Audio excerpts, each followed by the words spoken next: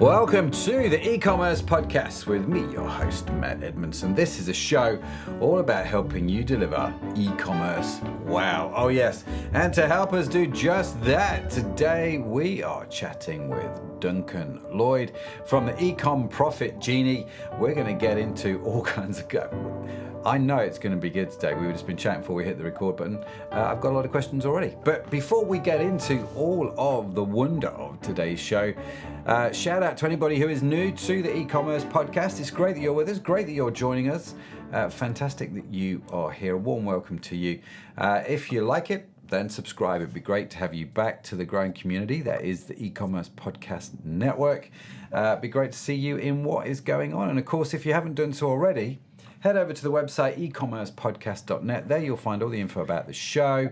All the past episodes are on there. And of course, you can sign up to the newsletter and we will email you out once a week with the latest podcast episode information. All of the notes and the links come straight to your inbox. So you don't even have to look around the internet for them. They're just there. Of course, they're also in the show notes as well. So you can get those underneath wherever you're getting your podcasts from. But yeah, great to have you with us. And of course, if you're a regular guest, you're a legend. Thanks for subscribing. Thanks for staying with us. Why not reach out to me on social media like Matt Edmondson? Just go search Matt Edmondson, not the Radio 1 DJ, obviously. But, you know, come find me on social media. Come and say hello. It'd be great to hear from you. Tell me about your business. Would love to hear what's going on. And if you are an e-commerce business, you run an e-com business and you want to come onto our podcast, we would love to hear from you because we're going to start featuring many, many more stories from eCom founders. And so we've got some great ones getting actually scheduled to be recorded. So I'm really looking forward to them. So if you run an eCom shop and you would just like to come onto the show, just tell us a little bit about your business, what you're doing. I'm going to ask you some questions. You might even get a chance to ask me one or two if you really want to. But we would love to hear about your story, what you're doing. Come promote your company on the show. And just share with everybody what you've learned from e-commerce. Get in touch with me. Just find me through social media or reach out to us through the eCom podcast website, which is ecommercepodcast.net. Almost forgot my own website then. Anyway, let's get chatting to today's guest. Duncan Lloyd is a chartered accountant, transformed his firm after reading Profit First, a book by Michael Michaelowitz. He now uses behavioral psychology to help e-commerce clients understand money and generate wealth, delivering exceptional service and results. Duncan, welcome to the show, man. Great to have you on. How are you doing, my fellow Brit? Thank you so much for having me. I'm doing really good, thank you. Good, good. Did you watch the game last night? I did, but let's not talk about that. So at the time of recording, ladies and gentlemen, I appreciate this is maybe going to tell you how long it is between when we're recording, when the show comes out. We had the England Euro finals last night where we lost 2-1 to Spain. And so I think we're just, just slightly bitter. Maybe not bitter. Upset, maybe. I don't know what the word is, but, it is what it is. We're used to it, Matt. We're used to it. I tell you what, it's like we're getting used to getting in the finals now. We're just not used to winning. Yeah. Just one more step. Just one more step. One more step is definitely the way forward. Whereabouts in the UK are you, Duncan? I'm based in Leeds, other side of the Pennines to you. Ah, love Leeds. Love Leeds. Are you a native or are you an import? I'm an import. I moved here temporarily about 25 years ago. And now I have 2 daughters with Leeds accents. So that was never in the plan, but it's been a joyful accident, and I'm very happy to be here. Fantastic. Well, it's great to connect, great to chat, and I'm intrigued by your experience. We're talking before we hit the record button about the book Profit First. Obviously, you're a bit of a raving evangelist for that book. So let's explain why that book. Why has it impacted you? Why has it impacted your business? Why have you come onto the show to talk about it? When I read the book Profit First, it was one of those days when the world tilted slightly, and so for the uninitiated, Profit First is very simply running your company rather than on one bank account or maybe 2. You have at least 5. Oh wow! Those accounts will be income, profit, tax, owner's pay, and operating expenses. And the idea is that you you distribute money on pre-agreed percentages at given times in a month, normally twice a month, based on the money that's coming into the company. And the first account you move money into is the profit account, hence the name Profit First. And the idea is to deliberately engineer stress in your business, is to make money scarce. Because if you just see money in one bank account, basically your company's lying to you. It gives you mixed signals. So if you're used to thinking, great, I've got loads of money, I'll buy a MacBook, I'll go to that conference in New Orleans, and then the next month, where's all my money gone? This is something that I would really love you to take a look at. Take a look at Mike's book. Check him out on YouTube. It's just a really good practical way of working with, we as entrepreneurs, you're an entrepreneur, I'm an entrepreneur, right? We run our companies, if we're honest, on cash. Right? We've all got a mobile phone in our pocket with a banking app, and we look at that phone probably every day. And I want to encourage that. I want to work with that natural entrepreneurial desire to look at cash, but make it useful to you rather than making it misleading. So I mean, this all sounds wonderful because I'm sitting here smiling because the amount of times I've logged onto our bank account, God, man, I'm absolutely minted. And then the next day I logged on and there's actually a whole chunk of money that's gone out, and the accountant has paid HMRC, the VAT, or sales tax as we call it here in the UK. It's whatever, 20, 30 grand has just disappeared out of the account, and you're like, goodness me. And I suppose it's an interesting one because when I think about how our accounts run, our bookkeeper knows what's going on. Michelle, she knows, she's the head of bookkeeper, our chief financial officer. I probably should call her something more than the bookkeeper, but she knows what's going on, right? She understands the business. She knows, we know we're going to owe this much in tax. We're going to owe this much in sales tax. And so she'll look at the account and she'll go, well, that's not really how much money we've got because a whole chunk of it doesn't belong to us. I look at the account, I don't know that information. As bad as that sounds, I can go and find it out. I can ask her that information. I just look at the account and go, oh, well, that's a nice chunk of cash in there. So what you're talking about here is quite fascinating because you're talking about money coming in and then immediately going across these 5 different accounts. Yes. One of which is the profit account. So that's actually where you see how much profit you've actually got.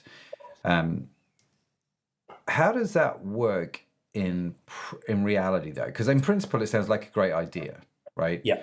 But in practice, you've obviously seen that work. Otherwise, you wouldn't be standing here. How do you talk to someone like me who's maybe slightly skeptical of how that's going to work in reality? I love a bit of skepticism. That's why you live in Leeds, right? That's why I'm here. Yeah. Whenever we take on a new customer, we'll have a detailed conversation at the start because we know there's going to come a day where we're going to say, there's not enough money in your OPEX account. I can tell you now that's going to happen. Yeah. And that's a bad day, but it's also a good day because that's you knowing that day there is something not quite right. You're not waiting for your year-end accounts. You're not waiting for your management accounts. That is your bank account saying, something's not quite right here. Now, maybe your products aren't making the margin that you thought they were. We all know how hard it is to manage your gross margin, okay? And you still need a management report. You still need all that data. You still need that. But we often find that when customers come to us, they're getting one set of data from Amazon or from whichever inventory software they're using, but they're not necessarily fully reconciling the accounts. And until you've done that, you haven't got a full view of how you're performing. Yeah. And that takes time, right? But the bank accounts are black and white and they're immediate. So I can tell you now, if you were to become a customer of ours, I can tell you now there'll come a point where you and I are having a conversation and it's going to be a difficult day where we say there's something wrong in your business. Let's try and work out what it is. But the point is we've identified it. And we've identified it quickly, rather than a month or 3 or 6 or even 12 months going by, and that problem getting worse and worse and worse. So by the time you get to it, it's a really big, hairy problem. Yeah. Yeah. So it is not a magic wand. You still got to work hard, still got to source the right products. I do find, especially, it's really helpful with inventory and advertising. These are two things that are going to use your cash, right? We call it the inventory insanity, where a lot of customers will come to us in the first place and they're not really sure, even where their inventory is or what it's worth or what it means on their balance sheet. Well, let's just strip that back into cash. Let's just make sure there's money going into your inventory account, and then you can buy stock out of that bank account. And if there's not enough money in there, something's wrong with your existing pricing or your cost structure. Something's wrong in your business, and we want to find out why so we can solve it. Does that answer your question, Matt? Yeah, it does. I like this because actually, as you're talking now, a little known fact here, Duncan, and I don't publicise this because for obvious reasons. You're going to understand why in a second. I don't publicise this. My degree, the reason I'm in Liverpool was because I came here for university and stayed. My degree is actually in accounting and law, right? So I remember doing all the balance sheets and the profit and loss and figuring all that out at university, back before calculators were invented, and I had to use my fingers and toes to make all the calculations. But it's always intrigued me. There's this a good friend of mine called Mark Buchanan. He's a big fan of something called 4DX. I don't know if you've come across 4DX. The 4 disciplines of execution. It's a really interesting idea. It came out of the Stephen Covey Foundation. He wrote the book, The 7 Habits of Highly Effective People. Another amazing book. Very good book. And they developed something called 4DX, 4 disciplines of execution. One of which was something that the distinction between lead and lag measures. Right. And the argument being that things like a balance sheet or a P&L is a lag measure. In other words, if I have to wait until the end of the financial year, send all the data off to the accountant then comes back and gives me a profit and loss and says, oh, by the way, you've made a 20 grand loss this year. I'm already like 12, 18 months behind. That's why they call it a lag measure, right? It's one of those things where companies fundamentally chase profits, but profit in itself is a lag measure in the traditional sense, maybe not with the profit first sense, but in the traditional sense is a lag measure. And what I like about what you're saying is if I've got these 5 accounts and I'm keeping them up to date, I should be able to tell quite quickly, just by looking at those figures, how well my business is doing. Exactly. Almost in an instant. I'm not the 12 months behind. I'm sort of there straight away, right? Yeah. And it's a inarguable black and white. That's what the bank accounts say. That's why we say to people, don't try and shortcut the system. Don't try and do it on a spreadsheet or in your accounting software. Do it in the bank accounts, because they are the guardrails. They are the system that will give you that inarguable information that then it's up to you to act on. Yeah. And so, and I can see how this could work super well for a company that, like ours, we've got a number of staff, we've got a number of expenses, we're monitoring stock, we've got salaries to pay, and we can look at, what's our break even every month? How much do I need to pay the staff and so on and so forth? I can look at that as a percentage of sales, and I can say, right, every day when money comes in, I want to allocate 30% to my OPEX account. Yeah. And I can say, I want to allocate, this percentage to here and this percentage there. I like the idea of bringing in stress into the business because I think this does a number of things, doesn't it? In the sense that it forces you to innovate. It forces you to not get complacent, to cut back on unnecessary expenditure, because I'm one of these guys that will be subscribed to 25 different things. And every now and again, I do a big fat call. But I'm in a position where I don't need to do that. So I don't think to do that, if that makes sense. It's because you've got one big fat bank account with everything going out of it. So I can see how it's going to keep me on my toes, which is great. The other thing which I'm very bad at doing, and maybe you can speak to this, maybe is this just me? Is this everybody else? I'm very bad at taking money out for myself. I said to the staff the other day, and it wasn't a brag. It was just a reality of my life that I kind of come to realize. I'd kind of go, oh, I think the last time I had a pay rise was 2010. I don't know. I've taken the same amount of money. And don't get me wrong, I'm not on the bread line because I've just always thought, I've taken what, and I just kind of leave everything else in there. I think the older I get, the more I'm not quite so sure that's the right philosophy. So is that just me, or is that a common thing? That's definitely not just you. That is a very common thing. And one of the things that we say to our customers is that we want them to get paid 3 times, right? We want them to get paid a salary for doing a job. Mm-hmm. We want them to get paid a bonus for doing a job well. So that's where your quarterly distribution comes in. Mm-hmm. Right? So you'll put money in a profit account. We like our customers to take half that amount every quarter. Okay, and I'll come back to that in a moment. Okay. And the third way you get paid is that if you're doing that right, if you're getting paid a salary and you're getting paid a bonus, you're building a machine that generates cash. Well, that's worth some money to someone else, right? You're building enterprise value in your business. Yeah. So you're making that payday even bigger because you're demonstrating that your company is effectively like a PLC. Mm-hmm. I mean, let me tell you a quick story.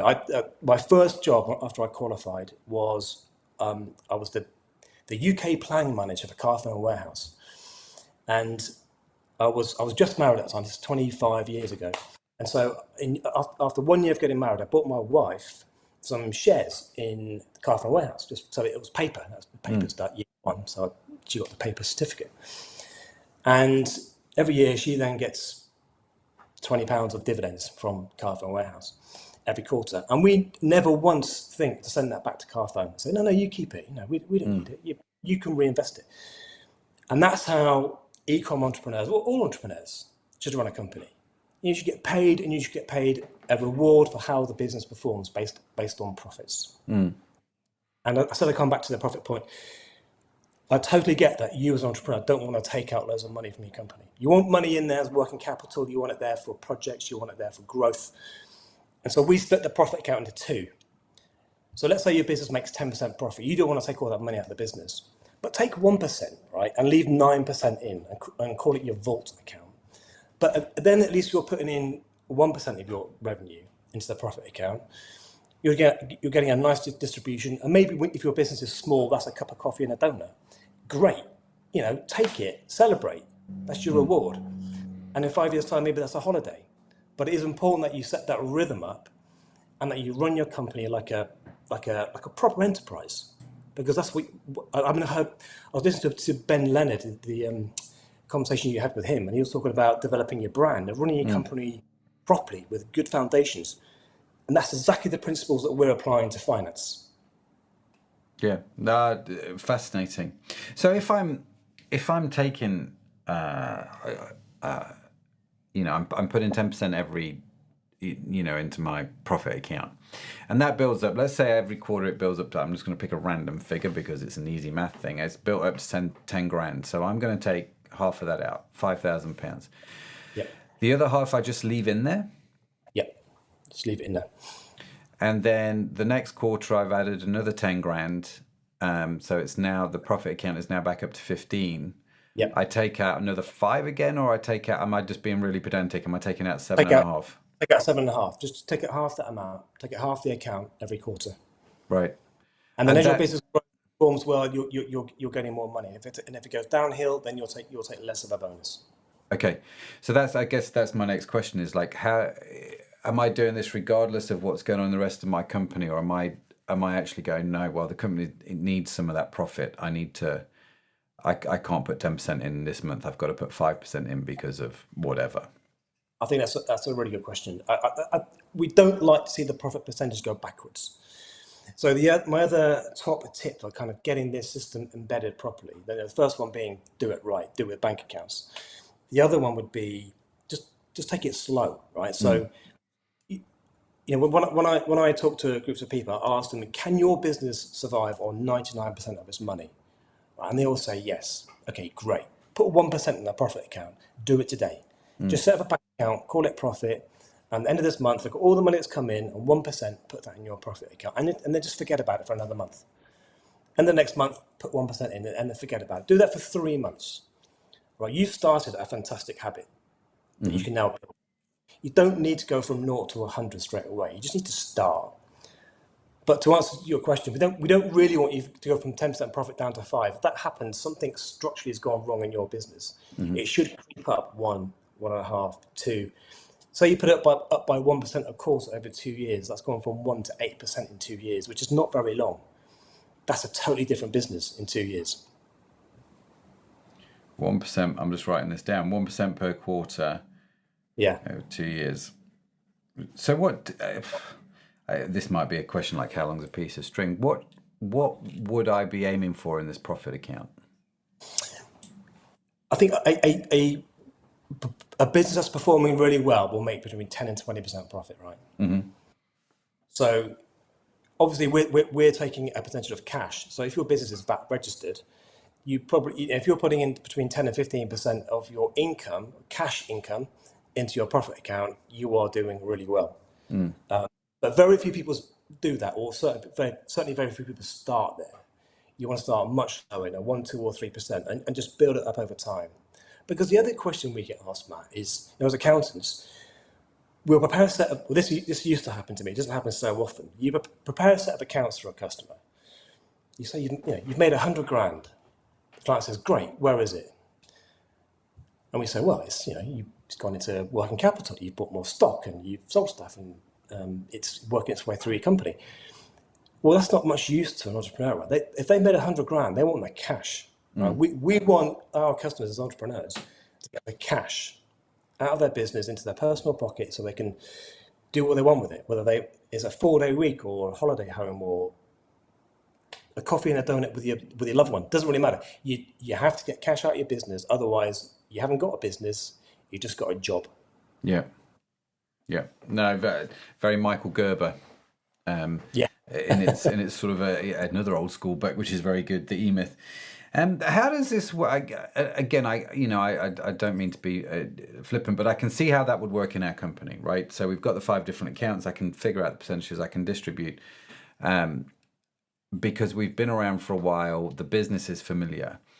Tomorrow, let's say I'm starting a brand new business. How does this work then? Because I've not got the history, I've not got the understanding. And when you're in startup mode, you're bootstrapping everything. You're living off a shoelace and a sort of an old bean, aren't you? In many ways, how does it work then? That's another really really good question. And you mentioned earlier about as your business has grown, you haven't really increased the amount of money you take, because you do kind of take your eye off the ball a bit, don't you? And when you start a business, you do exactly as you say. You bootstrap it. You're frugal. You're innovative. You just find a way. You get a second. You sleep on the floor. You do whatever it takes to get going. But you do have to make a profit. Right? I'm not a believer in delaying profit. I think it's fine for big companies that are investing a lump of money and they've got a 2-year runway. I get that.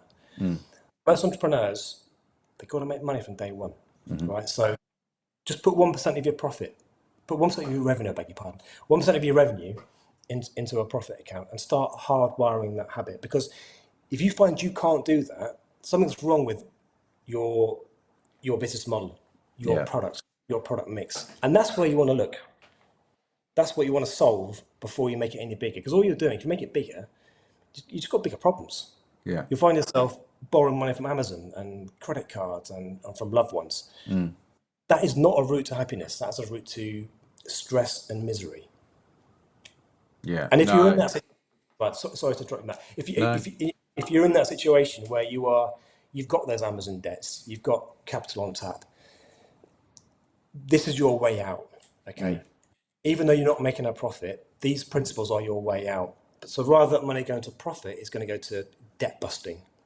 But starting to put these guardrails in place is the way to take yourself from that stressful situation. And we see it all the time. And if you're listening to this and you're feeling that you are not alone, lots of people have been there and they've resolved it. This is a good way of doing it. Yeah. No, it's great. I've seen a lot of accounts. I've talked to a lot of people actually recently, because one of the things we do is we acquire eCom businesses. We're building our own group over there. Don't really talk about it loads. We can talk about it a bit more maybe on the show at some point. But as a result of that, I get to see a lot of people's accounts and have lots of conversations with people. And one of the things which has fascinated me recently in looking at the accounts is just how many people have Amazon debt.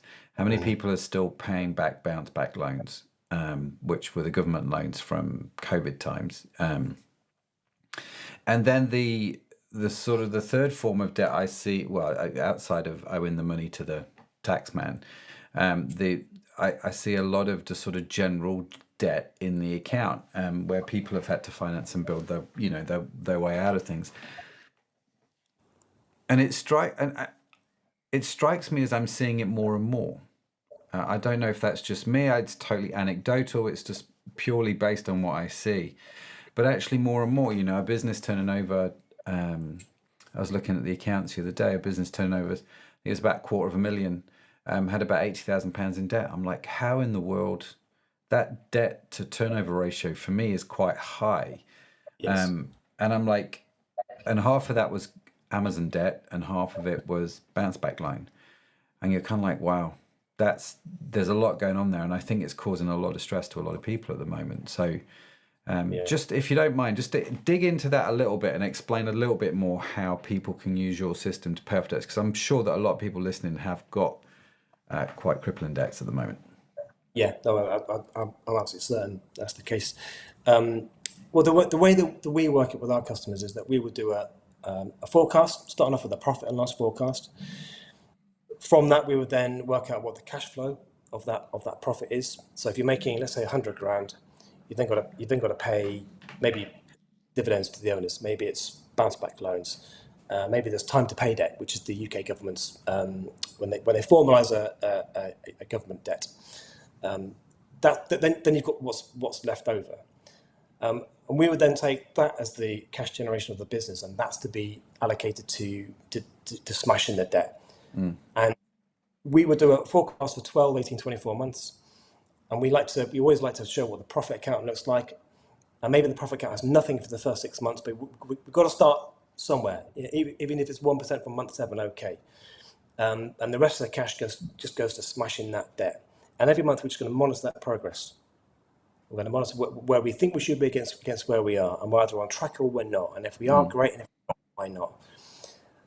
But because we've got these accountability sessions with our customers, and we're given that data, and we're asking them hard questions, it's not easy being a customer of ours. We do tend to poke our customers in the eye now and again, but it's because we've got their best interests at heart, and we want to push them in the right direction. And sometimes that means making hard decisions in your business.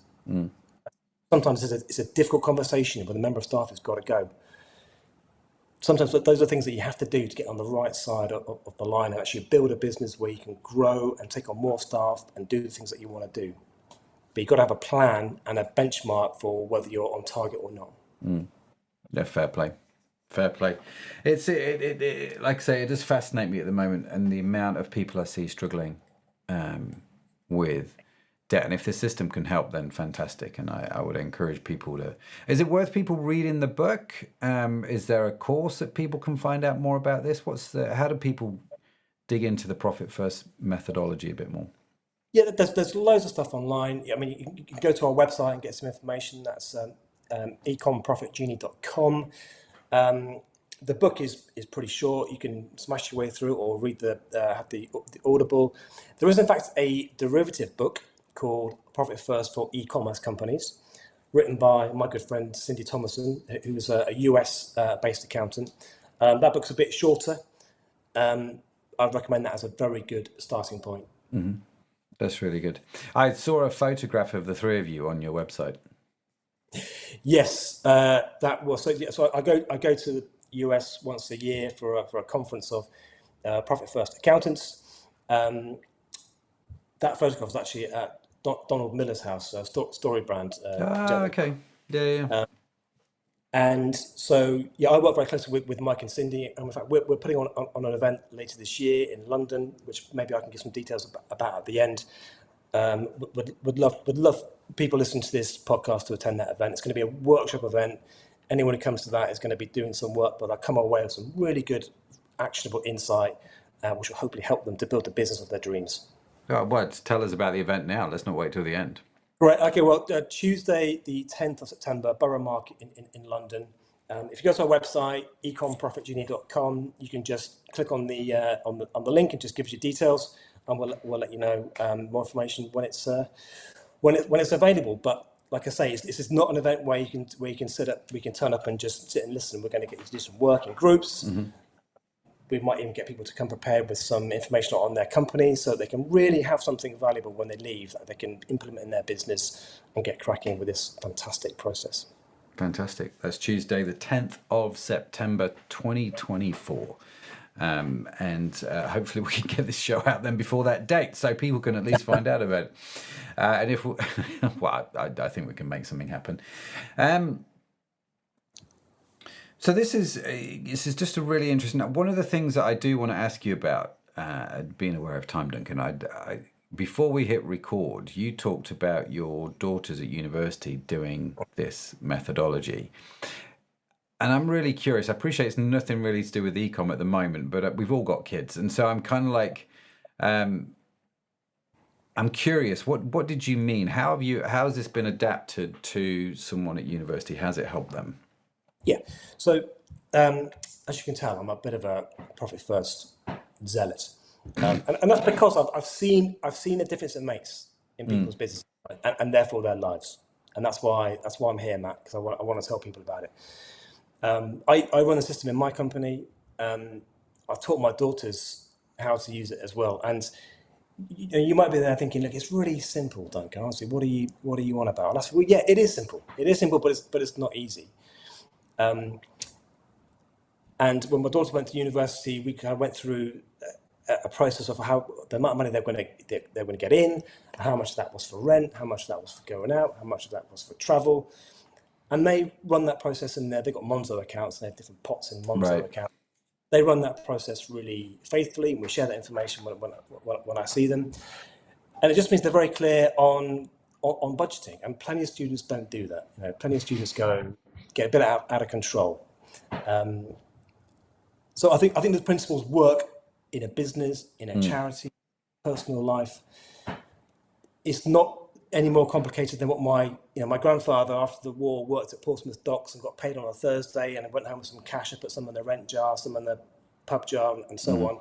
We're just doing that for a business, right? It is that embarrassingly simple. But to embed it and get it right takes effort and graft. So I wouldn't want people to underestimate it or the power of it. So just remind me again the 5 accounts. So I've got my profit account. So the foundational accounts are the income account. Money comes in the income account and then gets distributed to the profit account, the operating expenses account, the tax account, and the owner's pay account. So what's the owner's pay? So owner's pay is what you, as the business owner, if you're working in your business, you need paying. So it's my salary, which is different to my profit distribution. Exactly. Your profit distribution is on top. And the way that we engineer it in our firm is that we make sure your owner's pay is enough money going into your household, plus enough to pay your self-assessment bill when it arrives. Mm-hmm. So if you're one of those people who breaks into a sweat in January and July, we want to get rid of that. We want to make sure there's enough money bleeding into that account so that is just dealt with. So that's so the owner's pay. So what I'm going to pay myself is I'm going to figure out what my basic costs of living are for my household. Let's say it's, I don't know, £2,500 a month by the time I've included the mortgage and the council tax, maybe a little bit more because council tax in Liverpool is blinking expensive. But let's say for the sake of argument, it's £2,500. I'm going to pay whatever, £2,000 in January for my self-assessment tax. So £2,500 a month, I'm looking at 30 grand a year plus, I don't know, 4 grand in tax maybe. So 34, let's call it 35. So my owner's salary is then going to be £35,000. It kind of gives me this stable income. And then the rest of it then comes from the bonuses, the sort of the profit distribution. Exactly that. Yes. Great. So I've understood that correctly. Yeah, spot on. Great. So what about general staff then? Do they come out of the OPEX account? Yes, they do, yeah. And how do you run the accounts? Does each account have to have like a minimum level? Like charities like to have reserves, don't they? I've always loved this phrase, reserves. What's our reserves policy? Do you have, like, for OPEX, let's say I have a business and my monthly expenditure is £10,000. Is there a policy do you run it where you say, right, you should have at least 3 months worth of OPEX expenses in that account, build up to that level. Once you've hit that level, then you can increase profits, or how does that work? Oh, that's a really good question. Yeah, you always want a float in that account because you want there to be money to pay your direct debits. Mm-hmm. But also, we implement what we call the 10-25 rule. So we move money and pay suppliers on the 10th and 25th of the month. Okay. We tried a few different variations, but the 10th and 25th seems to work really well. And it just means when you get to the end of the month and you're paying salaries, you've already dealt with all the cash transfers. If there's a problem, you've got some heads up on it, but the money's there to pay your suppliers and pay your staff. 10-25 rule. Okay. By the way, the 5 accounts I've given you, they're called the 5 foundational accounts. We would encourage all e-commerce owners to have an advertising account and an inventory account. Ooh. So I mean, you can hack the system to any way that works for you. But for the people listening to this podcast, an inventory account and an advertising account they're the 2 areas that cause headaches and surprises and problems. We want to get ahead of them by having it. Love that. So the inventory account is obvious. That's where I've sold 3 of these products. I'm going to put into that account the money to buy 3 or 4 of those products because demand is increasing or whatever. So that's what I'm using to buy my stock. The advertising account, I think, is a really fascinating one because it's becoming a bigger and bigger part of e-commerce's budget, isn't it? And it's always been that thing where, I say it's always been that thing. The thing that I've noticed is you don't take the profits out of the business because you just buy more advertising. If you buy more advertising, you've got more customers, you're building the value of your business. You know, it's sort of that old adage, isn't it? Yeah. So your advertising account is where you're paying all your ad agency bills, your Google AdWord bills from that. And again, I'm assuming you're just putting a fixed percentage in there. So as sales increase, your advertising budget increases. Exactly that. Yeah. Great. But to go back to, you mentioned earlier about, you looking at other companies and seeing that they borrowed money. I suspect that's probably for stock, for inventory, right? Mm-hmm.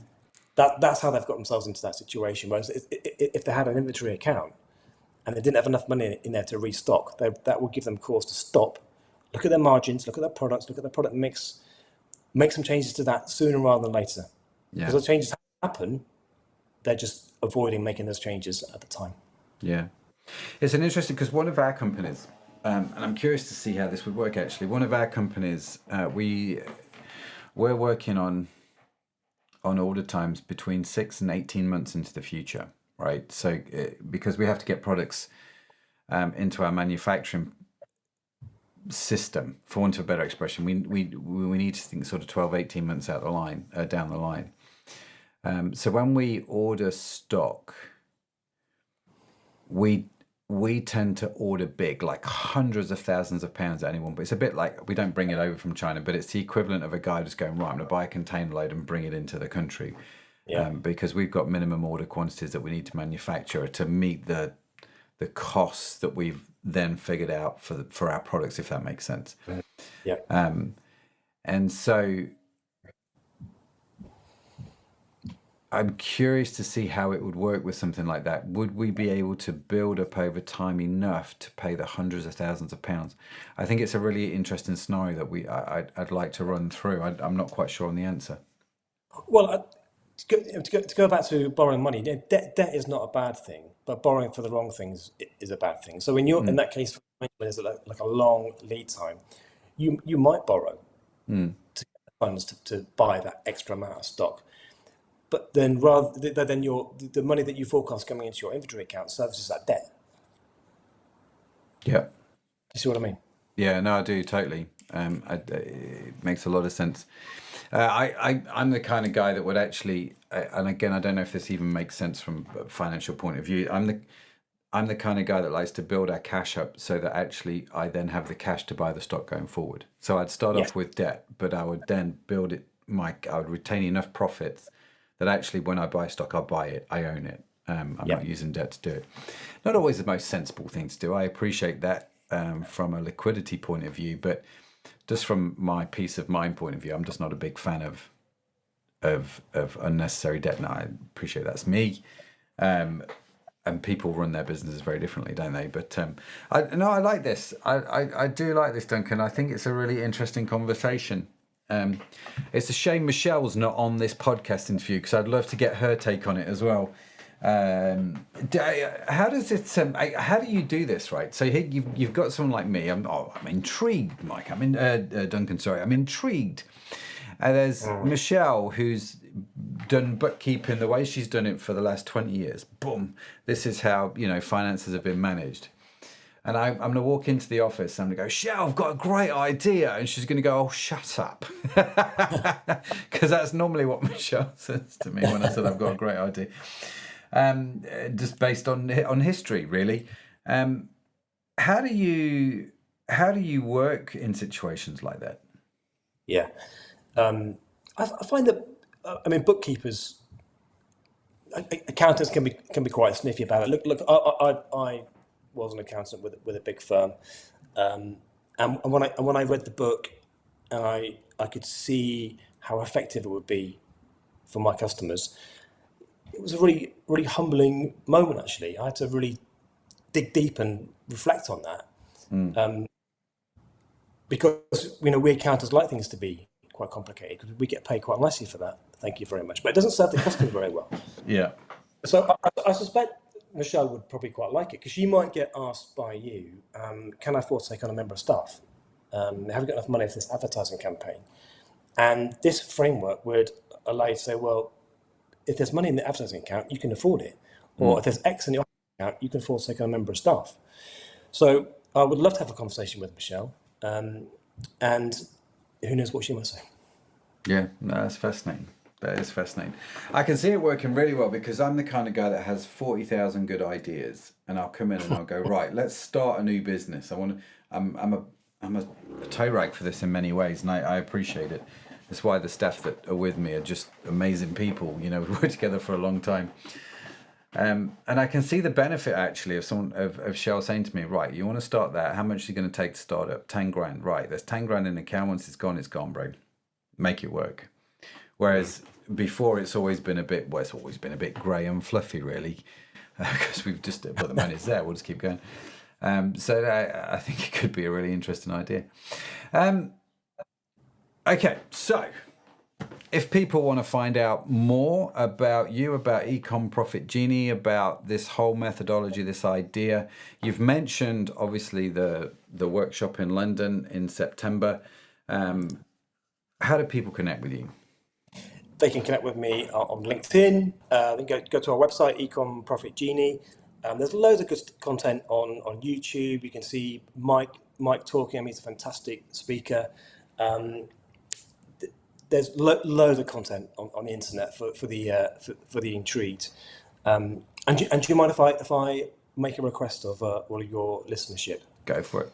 If there's one thing that I would love you to do, it would be just to open that profit account, open a bank account, call it profit, and just put in 1% next month and after, and a month after, and just see how it goes. Because I am confident that it will deliver fantastic results for you, because it's the start of a great habit. It's a bit like starting training for a marathon. You don't just run 20 miles on day one. You kind of work your way up to it. And that profit account, your business is there to serve you. Your business is there to make a profit and pay you a quarterly bonus. If it isn't doing that, you want to get that sorted. So I humbly request you open that bank account, call it a profit account, and put 1% in. Genius. Definitely do that. Got some good friends, actually, who run a charity called Be 1%, based on the whole similar thing. Just give 1%. And it seems an insignificant amount when you put it as 1%, but it quickly adds up in so many ways. So, no, I love that. Duncan, what's your question for me? So we do this thing where you ask me a question for Matt. I do definitely need a better name. And I'm going to answer it on social media. So not in the podcast, I'm going to answer it on social media. So what's the question you want me to answer? If there was one thing you wish someone had told you before you started working in the e-commerce space, what was that? What would that one thing be? Very good. Very good question. If you want to know the answer, come follow me on social media. Just look for @Matt Edmondson, and you'll see the answer popping up very soon, I'm sure. But Duncan, listen, I've enjoyed this conversation. Practical finance. It's like the stuff they never teach you at school, isn't it? Really, but they probably should do. It's fascinating. Yeah, absolutely, absolutely. So thanks for coming on the show, man. Thanks for sharing your thoughts and insights and wisdom on the whole thing. It's been really, really inspiring. So thank you so much. Thank you for having me, and thank you to your team as well. It's been great. Oh, well, they'll love you saying that. They're going to accelerate your podcast through now. Team like, why don't we ever get a shout out? But no, they definitely should do. So thanks for that.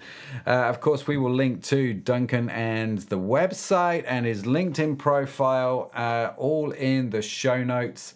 So you can get those in the show notes as well. Just go look at the show notes on your podcast app, wherever you're listening to this, or even watching it on YouTube. They will be in the comments and description below. And of course, if you've signed up to the newsletter, they'll also be in your inbox because they'll be on the website. They're basically everywhere. You can't help but find them if you need them. And do reach out to Duncan. I'm sure he would love to hear from you. Now, be sure to follow the eCommerce podcast wherever you get your podcasts from, because we've got yet more great conversations lined up, and I don't want you to miss any of them. And in case no one has told you yet today, and I know that there are people that listen to the show just for this one moment, Duncan, we have since found out. In case no one has told you yet today, let me be the first. You are awesome. Yes, you are. Created awesome. It's just a burden you have got to bear. Duncan's got to bear it. I've got to bear it. You've got to bear it as well. And actually, today I'm supporting, you can just see it on the YouTube video if you're watching the video, the Created Awesome t-shirt, which my daughter designed for me. Now, merch is not available for sale yet, but if she ever wants to sell it, I'll let you know. Now, the eCommerce podcast is produced by PodJunction. You can find our entire archive of episodes on your favorite podcast app, as well as on our website, ecommercepodcast.net. The team that makes this show possible is Sadaf Bainon and Jonah Prisk. Our theme music was written by Josh Edmondson. And as I mentioned, if you would like to read the transcript or show notes, you've just got to head to the website, eCommercepodcast.net. But that's it from me. That's it from Duncan. Thank you so much for joining us. Have a fantastic week wherever you are in the world. I'll see you next time.